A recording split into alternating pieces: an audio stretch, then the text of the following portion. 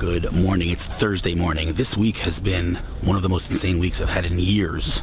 In fact, the meetings were so awesome I actually could not bring a camera into them, many of them confidential. Today, I'm heading to Sarona for a marathon of meetings, back to back, literally from morning till about 5 p.m., including meetings with Sharel Omer, who is an old friend and an entrepreneur that I've been, accompanying for a long time, as well as several other meetings throughout the day that I'm very, very excited about.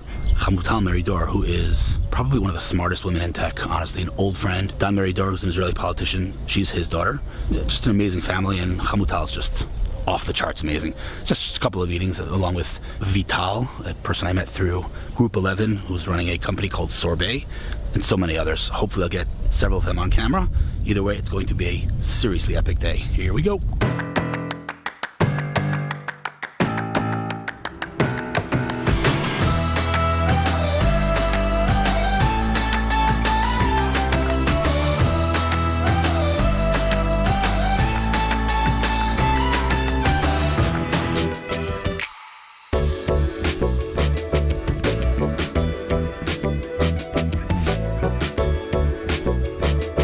Made it to Sarona. I got parking here, and then there's a smart car that parks sideways because it's a square basically. One of the craziest looking cars. Look at that.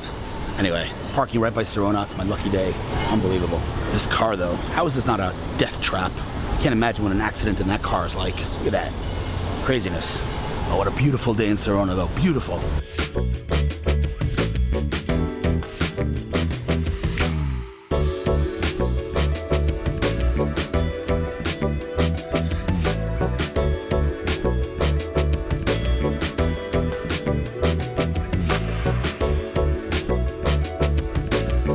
Meeting of the day. Good meeting. Good meeting. Very good. Second meeting in 2 months, 3 months, I don't know, whatever. Okay, who are you? What's your name? Vital. Vital. Just 2 seconds on what Vital means. It's vitality, vital. Really? Yeah. By the way, I also noticed you spell your name differently in different places. Well, no, Facebook I don't. Well, yeah, it's sometimes, because the way my name is originally spelled is a little long. And V-E-T-A-H-L. yeah, my mom had this thing where she really wanted it to be spelled phonetically, so people don't call me Vital, so they actually call me Vital. I hear that. Okay, that makes sense. Because I was looking for you on Facebook to tag you and everything. Yeah, but then, you know, if I say that to people, the chances that someone will have a spelling mistake can never get to me. Okay, so we met a couple of months back when I was doing a project with my boy Dodi Francis at Group 11, interviewing amazing companies. You were one of them. One of the more impressive ones, if I do say so myself, and I'm not just saying that, I don't say that to all the people. The whole thing was really cool. And, okay, first of all, what's the name of your company? Sorbet. Sorbet. So you had me at Sorbet. Like, who doesn't love Sorbet? Exactly. Who doesn't love Sorbet? You know, it's just like, I love Sorbet. I feel like, you know what it reminds me of in terms of branding? Right. Lemonade, right? Right. Who doesn't love lemonade? Okay, so Sorbet, what is Sorbet? Give me your 30-second elevator pitch. So we basically unlock time. That's what we do. I like that a lot. And now what am I going to say? Tell me more. You're learning. You're paying attention. I'm I love a quick learner. I love it. I'm so happy you just got that reference. Wow, that's great. Okay, yeah, so tell me more. What does that mean, unlock time? So we, anyone who's ever worked at a company knows this. There's this really broken construct called paid time off, where a person starts working at the company comes up to them and says, well, you get an X amount of days where you get to not work and get paid for it. Right. An amazing benefit, really. So I just met someone, I can't mention her name because it's confidential, but she works at a very large multinational, and I'm just trying to make sure I'm not disclosing too much information. She had to get vaccinated, and to get a vaccination there is a whole mess, so they gave her 4 months paid leave to come to Israel and get vaccinated here. Amazing. Yeah, it's pretty crazy. Anyway, okay, go on. Yeah. But it was like originally meant to be this really incredible wellness benefit given to you by your employer. Only sometime in like the history of time, it became this like bureaucratic payroll item that none of us really take full advantage of. Mm-hmm. And wait, just explain what that means. It means, let's say I have, this is like a real thing. I have X amount as a 9-to-5er employee of a company. I have X amount of paid vacation days. If I don't take those days, they just end up sitting there. They end up sitting there. Right. And with the alternative to that, like the flip side of that, is that you've actually ended up working more then you are paid to, because your salary You're supposed is to take off. you're not supposed to be there. You worked extra days, which are not reflected in your salary. So interesting. So I think I said, sorry to interrupt, I think I said to you when we met the first time, it's just one of those things, like your market is just one of those things no one ever thinks about. Like I never even thought about that. Wow, there's like a whole market out there. It's crazy. It is. Are there other companies, like you have direct competitors? Well, not direct competitors. There are a couple other companies that try to repurpose time off, but what we do is kind of unique in that we solve both the employee problem, but also the employer problem. Why is there an employer problem? I know about that. You're going to tell me. Yeah, why? Because when you don't take your time off, your employer then owes you money. Why do they owe you money? Because you worked, but you haven't gotten paid yet So for those days. So interesting. Okay, so we'll go back to Sorbet in a second. Just give me your 20-second background. Where are you from? What's your deal? What's your story? Born in the U.S. Where? Boston. Okay, these days are how long ago? Oh, Many? I'm here 28 years. Many. More than me? More than 28 years ago? Wow. Really, you have perfect English. I mean, I guess you don't lose your English. Yeah, I keep going back and forth. But raised and educated here predominantly. Started my career in consumer products, worked for L'Oreal for a few years, and then... Did I know that? You told me that last time? Yes, we did speak about that. Yeah. But then been in financial services the rest of my career. That's basically Who are mine. your co-founders? Rami Kastelstein and Elias Shapira. I don't know Elias, but I know Rami from a million years ago. He had a company at the time. Started off as Duet, I think, and then he rebranded to Everything.me. They flew me to San Francisco for a conference they had there. At the end, what happened at the end? They ended up like selling their IP or something. Well, they gave their money back to their They didn't. investors. Didn't they? I thought, Oh, no, you're right, actually. hey, they gave it to someone else, right? The investor said you give us the money back, or you can invest in someone else. Yeah, they actually kept the money and remember invested where? it on behalf of their I don't remember what company it was. I remember the meeting of the company. They said, yeah, everything me, their investors just gave us the money. I don't remember what it was. I never heard of such a thing, by the way. It's a really interesting thing. It's a very Rami thing. Yeah, but it also, by the way, it's important to mention that Everything Me was way ahead of its time. Like today, it's contextual, right? They basically invented contextual. Right. Unbelievable stuff. Okay, so talking about the company, how many people work for you? And tell me if I'm allowed to say this. If not, I'll delete it. There's big news coming. There's very big news coming. Like very big. Like wow. Like unbelievable. Okay, so that's coming out. I mean, 2 days, 3 days from now. Within days. Okay. Wait, today's Thursday, right? It's supposed to come out tomorrow. So this is gonna be afterwards. Oh, okay. So we could say. Unless you don't want to. No, we can say then. Yeah. Drum roll, please. So we raised $6 million, yeah. $6 million seed round. That is, I'm not gonna say unheard of, because I have heard of crazy seed rounds in Israel, but 6 million is up there with one of the largest seed rounds I've ever heard of, especially, by the way, the other ones that I've heard of at that size were like entrepreneurs who have done this 20 times, they have crazy track records. I mean, obviously you're awesome, but do you have like a name, like have you done this before? Have you been a successful? I'm a first timer. So that's unheard of, from my perspective. Okay, now I'm gonna say one more thing and you tell me if I have to edit this, if I go too far, okay? I'm trying to figure out how to frame this. That interview that we did was life-changing. First of all, yes, but I was gonna go there. That interview that we did, let me rewind a little bit. People talk about content and how, it's great for marketing, but it takes time, SEO. Sometimes things happen because of content pretty much immediately. That was one instance. That interview that we did led to actually concrete ROI in dollars and cents. Can you say that? Absolutely. Okay, good. So, how many people work at the company, you said? So we have 12 people here, a couple in New York, and we have a whole dev team in Kiev, Ukraine. Wow. Okay. But we are hiring. What are you hiring?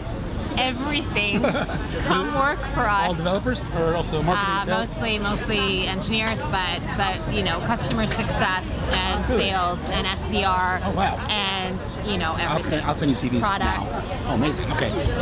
So just give me like 2 more words on the business itself. Who is your target within the organization? So we have 2 potential entry points. This could be the finance org or the people org. We have come through both. So either HR, finance? Yeah, HR, finance. Interesting. They're totally different worlds. Right, and that's really interesting. But what we keep saying is that we sit right at the nexus of HR and CFO, and we're in a very unique position because we provide a really amazing benefit for our employees, but with very, very quantifiable and tangible value for the CFO. So I just want to say I'm going to steal the term nexus from now on. I always say intersection. Nexus is so much better. I agree. It's a great word. Okay, I use it intersection or crossroads, but nexus sounds better. So I'm officially stealing that. Go for nexus. Okay, so it sounds like you guys are like on your quick road to success. It sounds like you're doing amazing. Knock on the table, yes. It sounds like you're doing amazing things. I'll say it again on camera, even though I said it to you off camera. Anything and everything that I can do to help, no strings attached. I'm happy to help. And I mean it. You're a good person. Thank you. I appreciate that. I'll send you CVs today. Please do. I have let me show you something. So, I meet people all the time, and, a lot of people looking for jobs. So they send me their CVs. Look at this. Look at this. Awesome. I need that. Just watch this. Hold on. I'll just give you one example. Let's say customer success. Look at this. Boom. Look at that. And that's a small folder. Look at, let's say, engineers. You're not going to believe this. You ready? Watch this. Look at this. Look at that. These are all engineers. You have millions. These are all engineers. So I'm going to send it to you. What you do is you filter it by most recent, so you don't look at CVs from 19 whatever. Not 19, but 2017. People send me their CVs. They never updated me that they started working, so I didn't remove it from the folder. So just filter it by most recent, and anybody that's on that list that's relevant, just reach out. You don't have to tell me. I'm not, I'm not making money from this. I don't need to know. Just reach out. If you want to give them context, say you got it from Hillel's list, but you don't have to. Whatever you want. Cool. Anyway, listen, Vital, super duper awesome. Very, very excited about the news. Very excited about the part of news that I can't share. It sounds like you're doing something super interesting, and be in touch. Let me know I can help. Take me up on it. Go. Awesome. Thanks, Vital. This is a very, very unique meeting. When was the last time we met? Wow, a few years ago, I think. Probably close to 5 years ago. Yeah. How long have I been accompanying your startup? Wow, for about 12 years, I think. 12 years. Something like that. Unbelievable. So you were called Commune IT for many years, right? Yeah. And now you've rebranded to Affogata. Affogata.com. .com.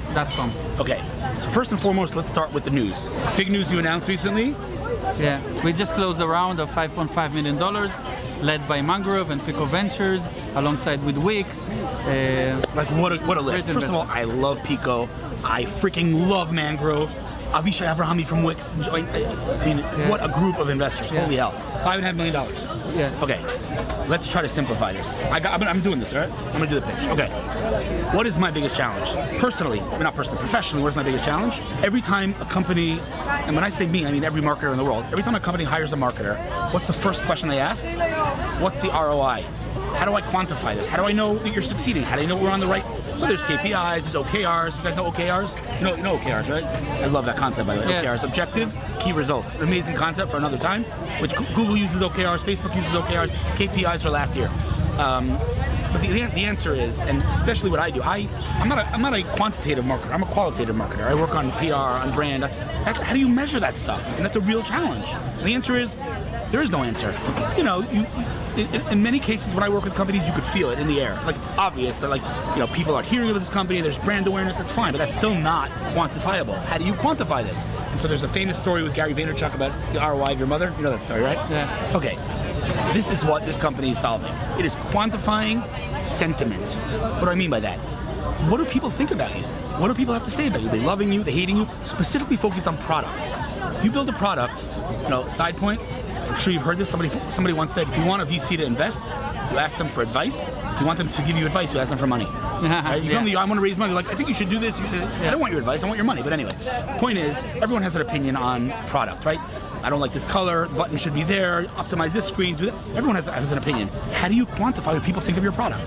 So this company crawls everything. And when I say everything, give me examples. What do you crawl? Twitter, Facebook? Twitter, app reviews, Reddit, internal forums, internal ticketing system like Zendesk, etc.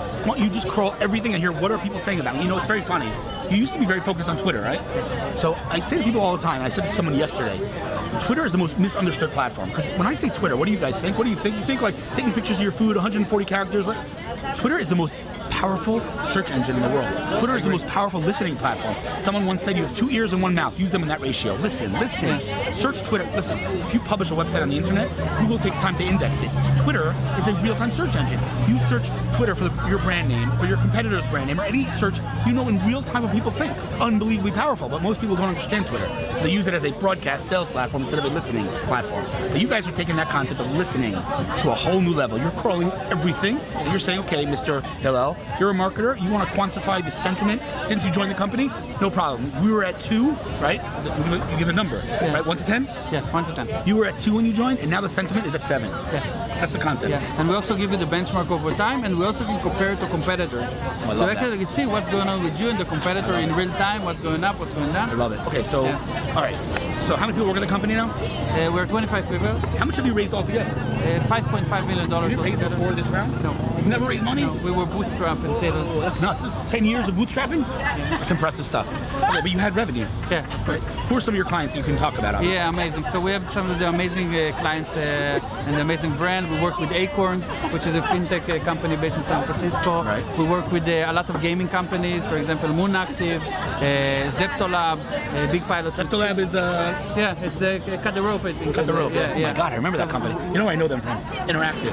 Ah, nice. Okay, go on. Nice. So we work with Playtica, Flarium, Lemonade, My Heritage, Mixstyle, Wix, Toro. Awesome. Yeah, Awesome company. All of the biggest customer-obsessed brands, because they want to be proactive Love and it. understand what people talk about them I love and it. understand how to react. Walk me through the process. So I'm assuming it's like a web-based platform? Yeah, it's a web platform, it's SaaS-based. All right. Basically, we define the brands that you're interested. Is it you or the competitors? Right. And then we quantify all of the relevant topics of the relevant brand and product and marketing.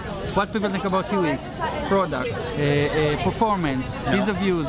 The other day, literally, I promise, 2 days ago or 3 days ago on Facebook, we were talking, I don't remember how it even came up, but I mentioned Omer Shai, who's the CMO of Wix, who's probably the best marketer in this country, and I said how he measured the success of the Wix Super Bowl ad. Yeah. 2 years they did it? 2 years? Sure. 2 years they did Super Bowl. And I said, how do you measure a Super Bowl ad? Like, I can measure anything digital because it's clicks and it's cookies. How do you measure a Super Bowl? How do you measure that in theory? Forget in practice. Theoretically, how does one measure a Super Bowl ad?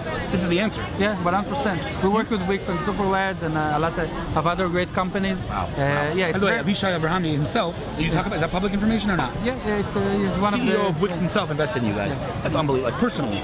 Yeah. Unbelievable. Okay, so give me an idea of how big the company is right now. I don't need revenue, but like how many customers, like just talk to me about numbers. Yeah, so we are getting close to 20 of the biggest brands in the world. We're working, for example, with GSK and a lot of amazing other brands. We just closed our seed round, and we already get a lot of traction for growing the company. Our expectation is to grow to 40 people by the end of this year. Today we're 25. 25. Yeah. Okay. So You're we're looking for hiring great people. What are you hiring?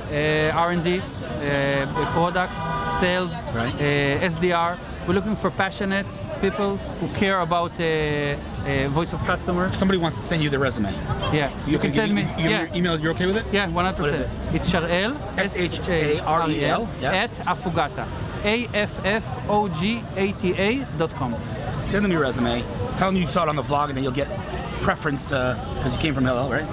Dude, I'm so happy because for years and years and years, you were struggling, you were bootstrapped, you know, and you were in a tough, you're still in a tough space, but like I said to me before, there are many solutions out there, but there's not a comprehensive, robust platform that has all brand sentiment under one roof. Yeah. That's what you're building. Yeah. Dude, love it, man. Yeah. Anything I can do to help you, let me know. Yeah, You know, 100%. You're ready. when I speak to companies and I say that, they think I'm like BSing. Like, you're not going to help us for free. You know I would. Yeah, Because I have. Yeah, 100%. Dude, I'm very, very happy for you. Congrats on the raise. Thank you. Anything I can do to help you, let me know. Awesome. 100%. Thanks, dude. When I told you that I have a marathon of meetings today, I was not kidding. In fact, you might notice that I'm in the same place all day. I've already done 2 interviews, and I've got another 2 more. I think Joseph's going to have to split this thing into 2 episodes because it's too much content for 1 episode, ADHD and stuff. All right. Who is this dashing, handsome man sitting next to me? Scary. It's funny. I get the looks that people look because they see a camera there. Like, oh, what's going on I here? think we're celebrities. It's just for CNN, guys. CNN. You want to come to CNN? CNN. Oh, I always want BBC. BBC. All right, who are you? What's your name? Shlomo Chayen. Shlomo Chayen. Shlomo Chayen's kind of a legend. Let me do your elevator pitch. He looks like a normal guy, right? He looks like, a normal guy. Not a normal guy. The most popular rabbi in Tel Aviv. This guy right here. The biggest matchmaker in Tel Aviv. How many couples have you matched? 17. The 17th is getting married. You know that's insane. You know what the... I'm not giving you any of my Gan Eden. It's all mine. So let me just explain why you just said that. The Talmud, the Gemara says that you make 3 matches and you go to heaven. So I made 2. 1 more and I get to throw out my kippah. I'm just kidding, God forbid. But I hope you know this joke, because if you don't, then you're not a real rabbi. What does the Gemara compare making matches to? What does the Talmud say? It's compared to Shidduchim? Yeah, What? Yam Suf. Yes, Yam Suf, right? The Talmud says that it's as hard for God to make a match as it was to split the sea. So what's the obvious question? Why does it compare to splitting the sea? Why doesn't it compare to creating the world? Why? I mean, God's done a lot of miracles. Why splitting the sea? What's the connection? Okay, you tell me. I have an idea. But... The first Egyptian walked into the sea and drowned. Second guy saw him walking in and drowned. You'd think he'd be smart enough not to go in, right? Yeah. Saved a good marriage. I said that at my Shever because my mother-in-law didn't appreciate it. Anyway, okay, so who are you? Where are you from? What's your deal? Grew up in Israel most of my life. Yep. When I was 3, my parents came back to Israel. Came here almost 12 years ago. Yep. Basically to Wait, what's here? Tel Aviv. Okay. The holy city of Tel Aviv. I just want to. Sorry for interrupting you, but I just want to point out. When you think of Israel as a whole, there are certain kind of geos, certain cities that have very specific, let's call it, characteristics. When you think of religion, usually you think of Jerusalem. When you think of tech, you think of Tel Aviv. But Jerusalem is a lot of tech, and Tel Aviv is a lot of religion. And this guy is basically the walking manifestation of Judaism in Tel Aviv. What have you done in this city, man? You turned this whole place into like... So yeah, we came here 12 years ago, and we basically built Jewish life. We believe in connecting people. If Nokia goes bankrupt, we're taking their slogan, just in saying. The connecting people, that used to be their Isn't old... that also Facebook's... No, I think it's only Nokia. Nokia, that was their slogan. Well, you can check me. You know that Nokia is not pronounced Nokia? It's Nokia. It's not. What is it? Nokia. Oh, so Nokia stole I didn't know out... that. I never knew that. I also That's how never they pronounce it, yeah. I always used to say Nokia because I was Israeli, and then I heard Americans call it Nokia. Right. And then Nokia. Anyway. So anyway, we came here 12 years ago. Yep. It was a desert, a lot of shuls. There's over 540 shuls, but they were going and dying out in Tel Aviv. 140 shuls. Yes. A synagogue, if you're not familiar. And That's sadly, a lot of them have turned into bars, into gyms, and things like that. So sad. And we started building community, basically, whether it's through White City Shabbat, volunteer programs like Adopt a Savta, and the most recent is we've revived shuls, of course, and all that, and really made them into the most popular shuls with 300, 500 people every Shabbat. Love it. But the recent thing, over the last 4 years, we built Torah Tech. That you were talking about that bridge. That's great. I just want to say one thing. If you watching this, I'm assuming you've watched some of my videos, and if you follow me anywhere, you know that my nexus, my crossroads, my intersection, where I love being, is the intersection of technology and Torah, or technology and Judaism. That is what they do, and that is why I am super fortunate to be working with you. But tell me more. So we just wanted to build a place where professionals can come and learn, where that intersection can be bridged. And so we started a TLV Beit Midrash that started with 10 guys. This year we already had 15, and next year we're looking at 25 already. Wow, that's amazing. That will be the base of not only for 18-year-olds that come and intern in high-tech companies all over Tel Aviv half a week and then sit and learn in the Beit Midrash the other half of the week, but also for professionals, whether secular, religious, men, women, can come and learn throughout their day, come and have a lunch and learn, and come and just have a chavruta. Right. And it doesn't matter where you're from. I've taught over probably 100 offices, going from Google to KPMG, Citibank, Love it. bank discount. I taught classes, Parsha classes. Love it. Love and it. these people they want it without politics, without you trying to convert me or mekarev me and all that. Just I want to hear Parsha. I want to hear Tanakh. I want to hear Jewish history. Amazing. So, sorry to interrupt you. I just want to say that, again, if you follow me, you see that Fridays I usually sign off for Sabbath, and I usually try to give a piece of thought about the week Torah portion, but I always tie it into business, because there's a lot of lessons in that nexus, in that intersection. So I'm using the word nexus. Last person I interviewed used the word nexus. I'm going to steal that word. So officially stealing it on the vlog. But you like I said, you represent that nexus, and it's super awesome. So I come. So what's our relationship? What do? I come in there. So Hillel is Dashingly handsome. Besides being dashingly handsome, but is exactly that intersection, and that's what we want to give these guys. We want to give young men. Right now it's men. Hopefully we'll someday have Torah Tech women as well. Right. But is that a thing? Yeah, it's in the pipeline. Hopefully, Bezrat Hashem. That's awesome. But the goal is to bring them those personal examples of people that embody Torah and How was mitzvot. Michael with them, by the way? It was awesome. So Michael Eisenberg went to speak the other day after I finished I mentioned Michael in my talk. They're like, oh, he's coming tonight. You also build him up a lot. So But he warrants it. If anybody warrants it, the hype, it's No, Michael. we were They all loved sitting it? there. They loved it. Did they bring notebooks? They told them to bring notebooks. They brought notebooks. They had all their questions ready. They were like ready to shoot at him, and he took it. Really awesome. It was incredible. Michael Eisenberg, after my father, is my biggest role model. So that's big, because your dad is a role model, definitely. Your dad is the reason that I'm an educator, by the way. Just go back to Mivaseret days. Is that true? Yeah, he was the Menahel of Mivaseret. I know that, but I didn't know he's the reason you're an So educator. the year that I joined the staff is the year he left. And I was just an Avrech in Kolel then. And he turned to me and he said, Shlomo, we educate, because we love them, and that's why we do it. That's it. And when I heard that in such a pure way, like your dad is very pure in his heart. Love that. So I said that's why I want to be an educator, because I want to show love to people. I'll send this segment to him. I don't think he watches my vlog, but I'll send this to him. Okay. Okay, cool. So I come in there once a week, and I, like an hour talk to the kids about that intersection. Usually I start with that Torah about this week's parsha, but then I talked about branding, I talk about Israeli tech, I talk about entrepreneurship, the whole spiel. You enjoying it? They're enjoying it, and also you have no idea how much inspiration it is to them to be a frum yid and also be a professional. I can be successful and be successful and be a professional in my Torah world, because for so many years we separated that, right? It's either you made money or you were a rabbi. And when Michael Eisenberg, when Ariel Sturman, we have a whole roster of these incredible guys that are really committed yidden that are also very high level. You have to bring them. If you bring this person, then you can retire. Okay. Clark Valberg. Clark. Okay. So let's talk about Clark. First of all, Clark is a legend, a god, a close friend. It was also his birthday, I think, yesterday or today. Today. Happy birthday, Clark. Clark Valberg is CEO of Envision, if you guys aren't familiar. And if you're not familiar, get familiar, because he's the guy, he's literally just unbelievable. So we've been wooing Clark for already 3 years. We had the pandemic, and he comes here always for like a day, and then he disappears. But he should invest in you guys also. He's a supporter. Yeah, good. Yeah. All right, so you should bring him, because he will blow them away. Of course. He's unbelievable. But who else? We have all his friends. Ben Langer comes to us. Who else you should bring? Who? He just was in Israel, actually. He left. Ronen Lazar, the CEO of a company called Intern. Okay. Also from guy, religious guy, super awesome, and built a really successful company. His co-founder is Yami Shachter. Yami has nothing to do with the company anymore, but he co-founded the company. They're very, very, very successful. Mega. Yeah. Very cool. That's exactly what we want. We want guys like Clark and like yourself and like Michael. That's what we want. We want them inspiring the next generation. So I don't know if I told you this. If I didn't, here's a confession. I might have, though. When we were talking about, me coming in a professional, formal capacity, meaning I'd always come, obviously, and speak to them, but in a formal weekly capacity, I was like, I don't have time for this. I'm working with companies on big, massive retainers. I can't. You know why I came? What? Because my wife said to me, this is good for your soul. I think I told your wife that. Damn it. I wanted to give her credit. Yeah, you give her credit. She said, you know what? Business is not everything. This is good for your soul. Do it. And I cannot tell you how grateful I am that I did. I guarantee you, as much as they get from hearing me, I get more from talking to them. I'm happy to hear that. I love it. Dude, anything I can do to help ever, you let me know. And listen, beyond being a great rabbi, beyond being a great matchmaker, you're also a great friend. And, while we have a professional relationship, I also turn to you for advice on many different matters. So I appreciate all your guidance throughout the years. And anything I can do to help, let me know. What a day that was, and what a week that was.